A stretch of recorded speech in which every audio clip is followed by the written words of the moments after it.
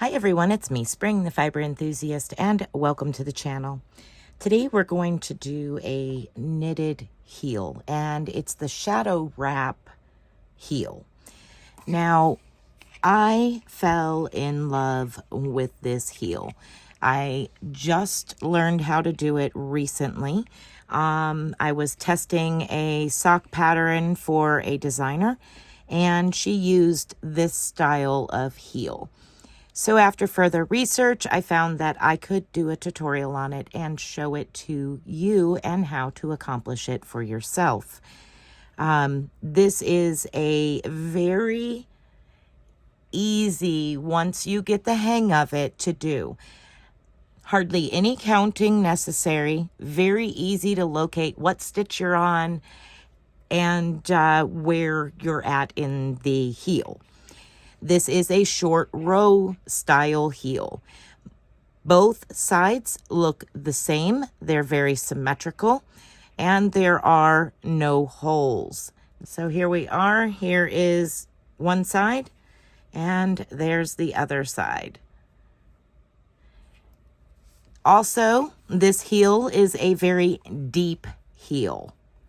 So it generally fits the foot very, very nicely. It kind of suction cups around your heel a lot better. I love it. I'm just in love with this particular design. So let's go ahead and get into the construction of it and talk about that. This video is going to be a slightly longer video, even though this isn't easy to accomplish. I want to take my time and really go over a few things with doing a heel on a sock. For this tutorial, I am using some Cozy Toes from Hobby Lobby and some Zing 9-inch circulars. I'm using a stitch marker. Now, for this, there's no design or anything. I know my foot. I know how many stitches with what size yarn to use, and how long I want my cuff depends on how I feel that day. How long I want the leg part of it before I start the heel, again, depends on how I feel that day. There is really no right or wrong to making a simple vanilla sock. Super easy to customize to your foot. You decide how much of a cuff, how much of a leg, which kind of heel you want to do. There's so many different types of heels. Also, you can go toe up, cuff down. There's so many things. You can do afterthought heels. So really getting a feel for making socks for yourself is pretty important. Once you get the hang of it, you can play with all kinds of different techniques. So with Cozy Toes, my personal cast on for this is 52 stitches. Okay, so if we take 52 stitches and we divide it in half, that is going to be the stitches that we work over for your heel. When you do a heel, you work half the number of stitches on your needles. And it doesn't matter if you are using 9-inch circulars, DPNs, magic loop. There are so many different ways. It's not going to change that I have 52 stitches. It's just going to be how they're set up on the needles. So whether you're using this technique of a 9-inch circular or a different technique, it's not going to change the outcome of the sock. It's still going to be worked the same. You're going to work the same amount of stitches and you're going to work the overall sock exactly the same. So let's go ahead and get into what we need to do to start our shadow wrap heel. Okay, so moving on, taking the number 52 stitches in the round. Now this might be different for you, and your stitch count might be more, it might be less. It might be for a small sock, it might be for a big sock. You just take the number of stitches and divide it by 2. When I do that for my 52 stitches, I have 26. So now I'm going to take 26 and it's going to get divided 3 times. It's not divisible by 3. So what you need to do is work it out so that way 2/3 of your half the stitches. So out of those 26 stitches, we're going to be looking at 3 parts. You're going to want your first set and your last set, last third, to be the same number of stitches. So for instance, if I did 9 stitches on this side and 9 stitches on this side and 8 in the center, that would give me the overall number of 26. So we'll look at this here. That's what I have done here. I have 9 stitches of decreasing on both sides. And then I have 8 stitches in the center. Now, that might be 10 on this side, 10 on this side, 10 in the middle for you. You may have a 60 stitch count. It may be 10 and 10 and 9. It might be 12, 12 and 10. It all depends on your stitch count. For mine and the project that I have in front of me, I will be 9, 8, 9 for a total of 26 stitches. So to do this, we're going to knit over to 25 stitches because my number of half the amount is 26. So I'm going to knit 25 stitches. Let me get this situated here. I have 1 knitted already from my stitch marker. I'm just going to knit over to 25 stitches. Just go on and knit. And you don't have to add any stitch markers or anything like that. You can if you want, but you'll soon find that you don't need it. You'll be able to spot where you are in the decrease part of the pattern very, very quickly. All right, let me count here. 2, 4, 6, 8, 10, 12, 14, 15, 16, 17, 18, 19, 20, 1, 2, 3, 4, and 5. So I'm going to double check my stitches just to make sure. 2, 4, 6, 8, 10, 12, 14, 16, 18, 20, 22, 24, and 25. All right, so for the 26th stitch, I want to bring you in nice up close and personal so that way you can see what I'm doing. For the shadow wrap, the first half, we create twin stitches. For the second half, we create triplets.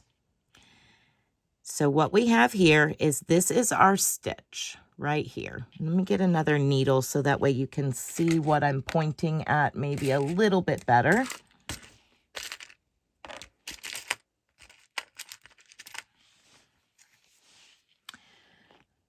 Okay, so we can see that this stitch is coming from this stitch. It's coming up out of this stitch right here. So we're going to take that right leg of the stitch and bring it up and place it onto the left needle. Now you can do that with the tip of your right needle. You can do that, with like I just did with a darning needle. That's up to you, how you want to do that. But we're using the right leg of that knitted stitch just below. Now we're going to knit that stitch, just that stitch, and pop off and place that stitch back on the left needle. Now, if we look, you can see very clearly that there are what appears and what is 2 stitches coming from that same stitch. That's the magic of the shadow wrap right here. We now have 2 stitches coming through that stitch from the row below. Okay, so that stitch is done. We no longer work that stitch. Now we turn our work over and we're going to purl back to one before the end of our row. So simply just purl back to one before the end. Now you can choose to start wherever on the sock you want to. I choose to start my heel where the start and finish of the round is.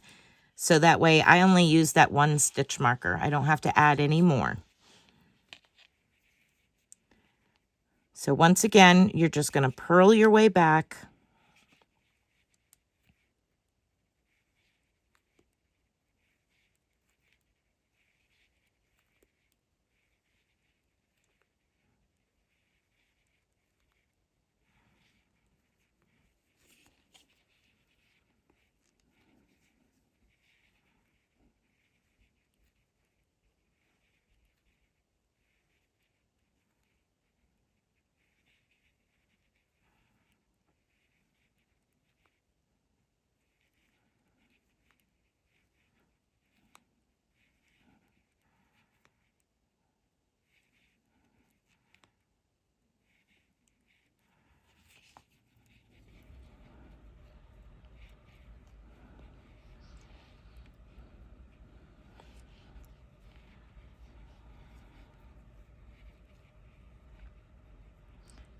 Okay, so now I'm down here to the last stitch before my stitch marker at the end of my row. So we need the right leg, just like we did the other side on the knit side. We need the right leg, but because we're looking at the purl side, it's on the left. So what we need to do is we need to transfer that stitch over to our right needle. And again, you can pick this up with the tip of your right needle if you're comfortable doing so. If you're not, you can get another needle and pick it up. So right where this stitch comes out of, you pick up that purl bump and place it over onto the left needle, just like that.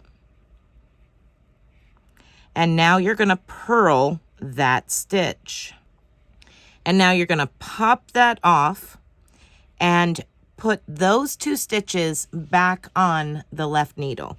Now how I do it, I just turn my work around and slide them back over. But before I slide them over, I want to show you how this looks just like the knitted side that we did. So right here is the stitch that we picked up and purled right here. And you see there is these 2 stitches coming through that stitch. So now all we're going to do is slip those back over to the right needle. Now we're going to knit all the way to one before our first set of twin stitches. So you just knit all the way back.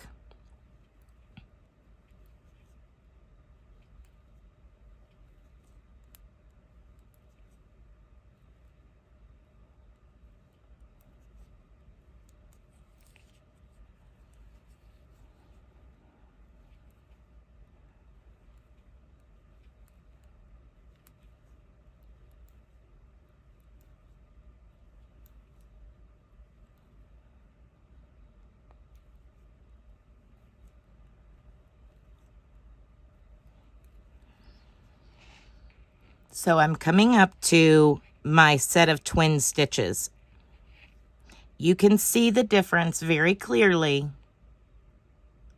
that there is 2 stitches in that one compared to these. So I'm just going to knit that one. Now we're going to repeat and make another set of twin stitches. Again, we're picking up the right leg. So I'm going to reach down to that stitch below, picking up that right leg, bringing it up and placing it onto my left needle. And then I'm going to knit that stitch. I knitted it, and I'm only going to pop that stitch back off that I placed on the needle. Bringing it off. Now I can place the new stitch back on over there. Now I have 2 sets of twin stitches. I can turn my work over and start purling back.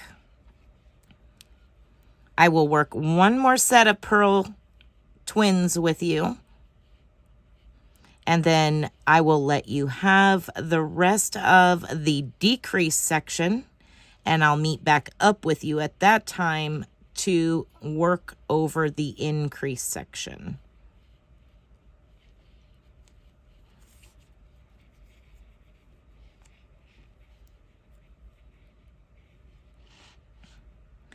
Okay, so now I'm coming up to, again, where we're coming up to the end here, and we have our set of twin stitches here, and they might be grouped together just a little bit.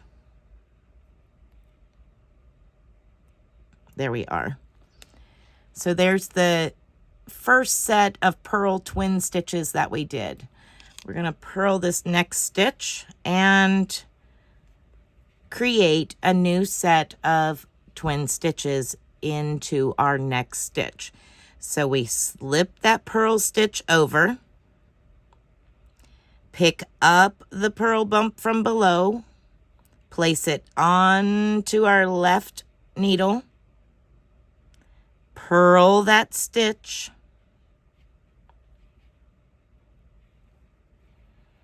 and now remove off the left needle.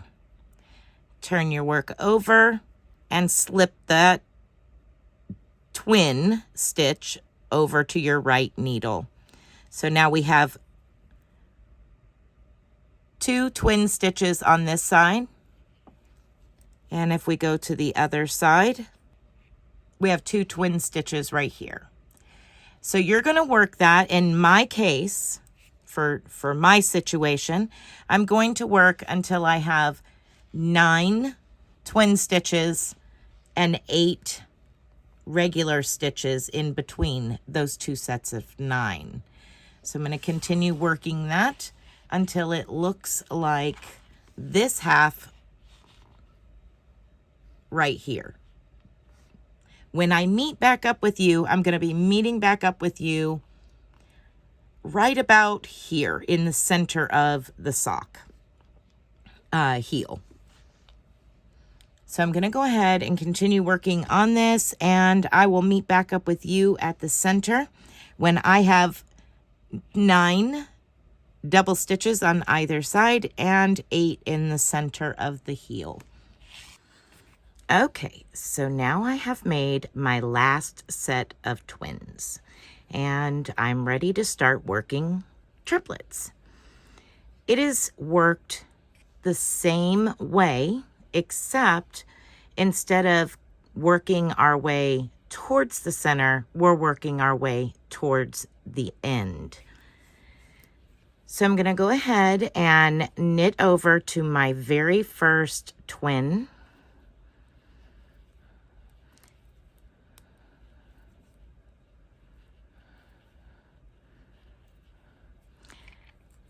All right, so I've reached my first twin, and I'm going to knit those 2 as 1 stitch. Now for the next set of twins, going in the same direction, we're going to do the same thing. We're going to pick up that bottom stitch, the same one we did last time, place it onto the needle and knit into it.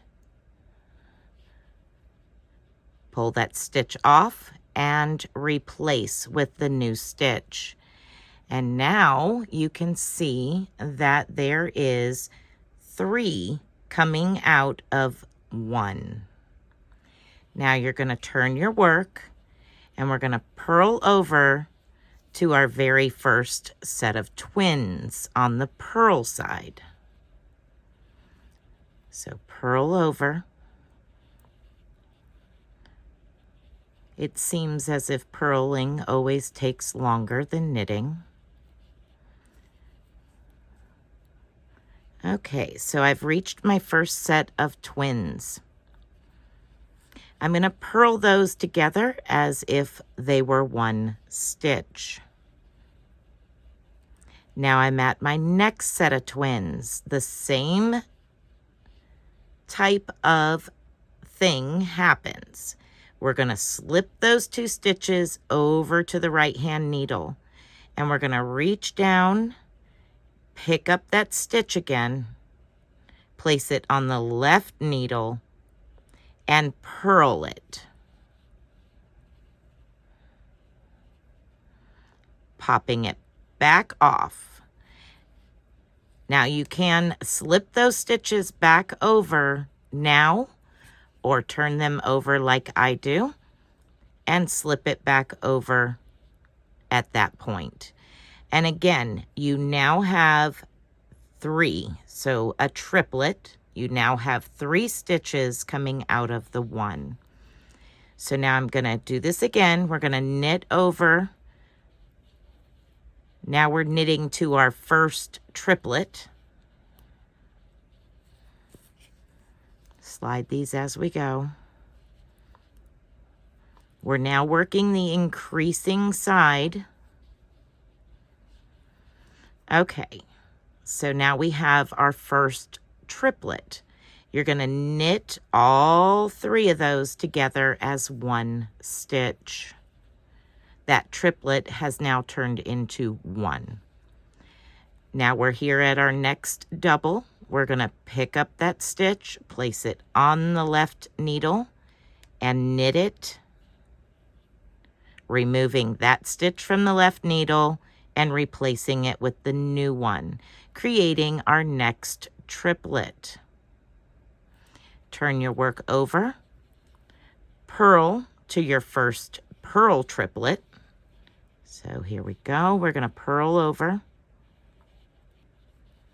Okay, I've come to my first set of triplets on the purl side.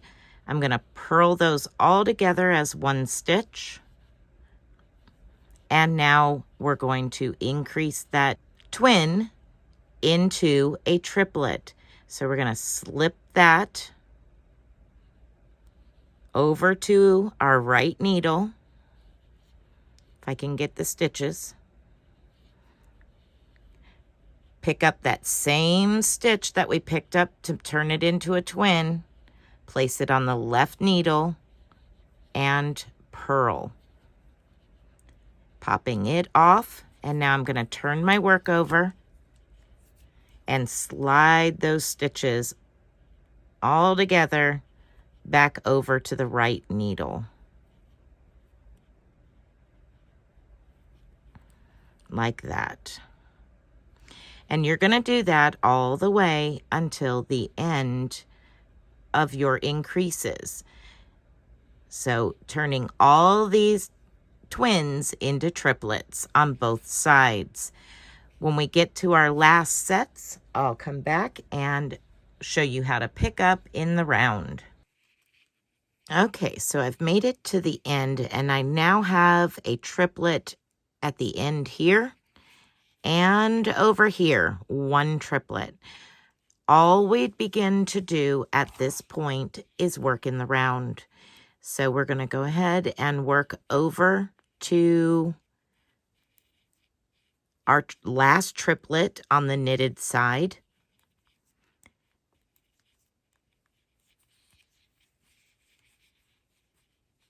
Just continue to work, knitting every stitch all the way to the triplet.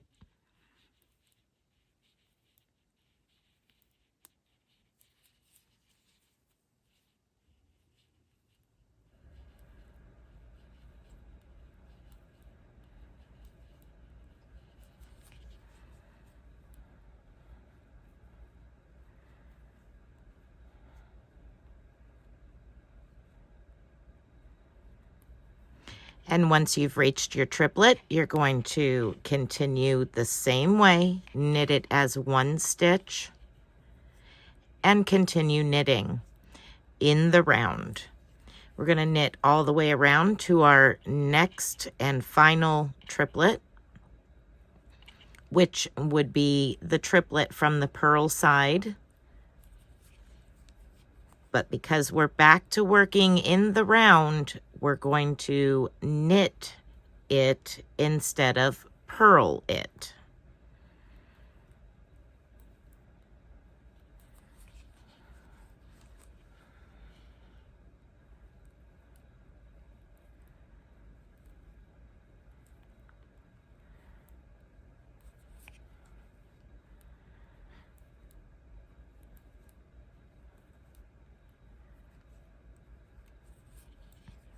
Okay, I'm back to the beginning and ending stitch marker. I'm just going to slip it and knit that triplet as one stitch. Give it a little tug once you pop it off to close up any gaps, and continue knitting in the round.